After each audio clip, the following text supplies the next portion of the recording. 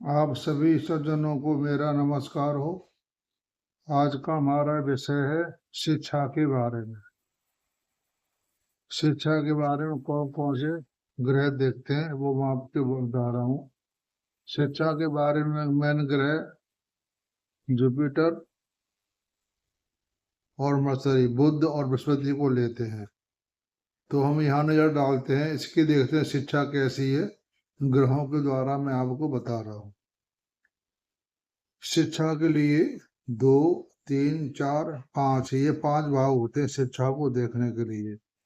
इन 5 भावों में कितने ग्रह इसको सपोर्ट कर रहे हैं और उन ग्रहों की स्थिति क्या है। अब हम देखते हैं इसमें दूसरा भाव विद्या का है। इसमें बुध बैठा हुआ है, लेकिन बुध जो ग्रह अस्त है, वो बकरी अस्त है ये, और गुरु है इसका नीच का ही है। और पंचम भाव पर कोई दृष्टि नहीं है और कोई ग्रह नहीं है। यानी इसको शनि देख रहा है। जो बुध हमारा पंचमे से 1, 2, 3, 4, 5 पंचमे इसको नहीं देख रहा, और ना ही इस ग्रह को बृहस्पति देख रहा। 1, 2, 3, 4, 5, 6 बृहस्पति भी इस भाव को नहीं देख रहा है। यानी ये हमारा बुध अस्त है, बृहस्पति नीच का है, और इसमें ना कोई ग्रह बैठा है और ना कोई ग्रह देख रहा है।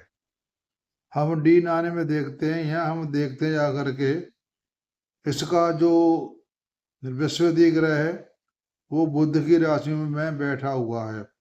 हम ग्रहों का बल D9 से निकालते हैं। गुरु बुध के घर में बैठा हुआ है, साथ में केतु बैठा हुआ है, तो बुध भी यहाँ से गया। और बुध है वो शनि की राशि में बैठा हुआ है। पंचम भाव को कोई भी 1, 2, 3, 4, 5, 6, 7 पंचम भाव को शनि देख रहा है, और शनि देख रहा है। इसमें भी बृहस्पति का जो भाव है वो है छठा भाव है, छठे भाव का स्वामी है और तीसरे भाव का स्वामी है। तो इसमें शिक्षा के जो ग्रह हैं वो कोई काम में नहीं आ रहे हैं। शिक्षा इसकी कोई खास ज्यादा नहीं की, थोड़ी ही पढ़ाई करके छोड़ दिया। एक पास होना कोई खास बात नहीं है, क्योंकि इसके ग्रह ही बता रहे हैं। यहाँ पर बुध हमारा जो है D9 में शनि की राशि में गया हुआ है, और शनि पंचम भाव को देख रहा है, और बृहस्पति हमारे ये भी देख रहा है, लेकिन वो बुध की राशि में बैठा हुआ है। तो इसकी शिक्षा कोई ज्यादा नहीं है। अब मैं आपको दूसरी कुंडली बता रहा हूँ। हमने शिक्षा में 2, 3, 4, 5 भाव लेते हैं। अब ये कुंडली हमारे पास है, शिक्षा के बारे में बता रहा हूँ। इसके हैं 2, 3, 4, 5। इसमें पंचम भाव को देख रहा है मंगल,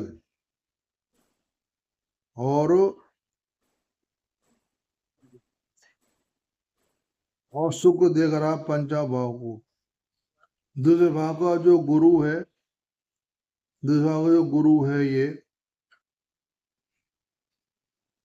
गुरु यहाँ बैठा हुआ छठे घर में, तो इसकी दूसरे भाव पर भी दृष्टि है। दूसरे भाव पर गुरु की दृष्टि है। 1, 2, 3, 4, 5, 6, 7, 8, 9, ठीक है। दूसरे भाव गुरु की दृष्टि है। 1, 2, 3, 4, 5, 6, 7 1, 2, 3, 4, 5, 6, 7 और इसमें बुध और गुरु दोनों ग्रह आपस में देख रहे हैं। द्वितीय भाव का स्वामी गुरु है, पंचम भाव का स्वामी बुध है। इसको ये दोनों ग्रह आपस में देख रहे हैं, और हम देखते हैं D9 में इनकी दिनों की स्थिति क्या है। D9 में हमारा हम देखते हैं गुरु इनका मंगल के राशि में बैठा हुआ है, सूर्य गुरु राशि में बैठा हुआ, सूर्य भी ठीक है, गुरु भी ठीक है और चंद्रमा उच्च का है इसमें। इसकी पढ़ाई लिखाई अच्छी है, पढ़ा लिखा है, क्योंकि इसको हमारे ग्रह ये भाव भी एक्टिव हो रहा है हमारा 1 2 3 4, ये हो रहा हमारा 1 2 3 4 5 6 7 8 9, इस भाव को देख रहा है गुरु, विद्या का कारक गुरु देख रहा है। और